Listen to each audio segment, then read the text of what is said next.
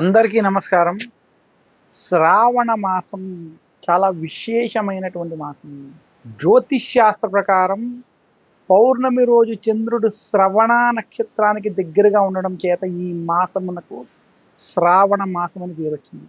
శ్రవణము అంటే వినడము అని కూడా ఒక అర్థం. శ్రీ మహావిష్ణువు యొక్క జన్మ నక్షత్రం శ్రవణ నక్షత్రం అని, వెంకటేశ్వర స్వామి యొక్క జన్మ నక్షత్రం కూడా శ్రవణ నక్షత్రం అని శాస్త్రాలు తెలియజేస్తున్నాయి.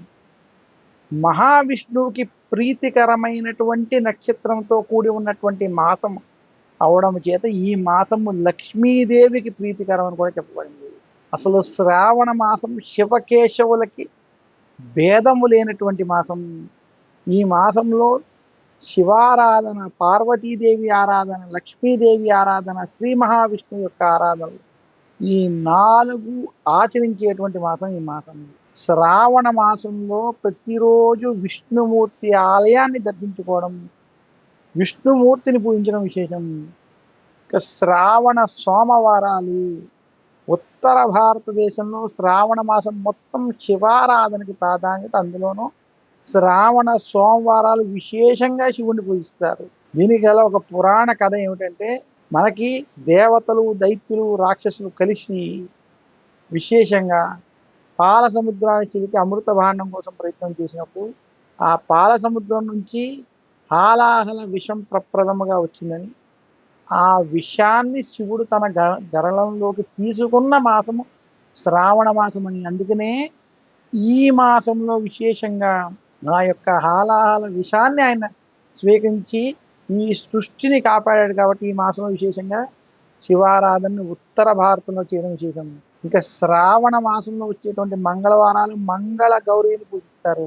మంగళ గౌరీదేవి శ్రావణ మాసంలో శివారాధన చేసే ఆవిడ మంగళ గౌరీ వ్రత మహత్యం వలనే ఈశ్వరుడు గరళ కంఠాన్ని పెట్టుకున్న ఆయనకి ఏమీ కాలేదని, అమ్మవారి యొక్క అనుగ్రహం చేతనే ఈ లోకాలు రక్షింపబడ్డాయని. అందుకనే ఇక్కడ మంగళ గౌరీ వ్రతాన్ని దక్షిణ భారతదేశంలో విశేషంగా చేసుకుంటారు. ఈ కథని ఉత్తర భారతం, దక్షిణ భారతంలో కూడా ఇలా ముడిపడి ఉంది. ఇక శ్రావణ మాసంలో వచ్చే శుక్రవారాలు వరలక్ష్మి వ్రతానికి, పౌర్ణమికి ముందు వచ్చేటువంటి శుక్రవారం వరలక్ష్మి వ్రతాన్ని విశేషంగా చేయడానికి, శ్రావణ శుక్రవారాల పూజలకి చాలా విశేషం. లక్ష్మీదేవిని సమయంలో ఆరాధించడం విశేషం.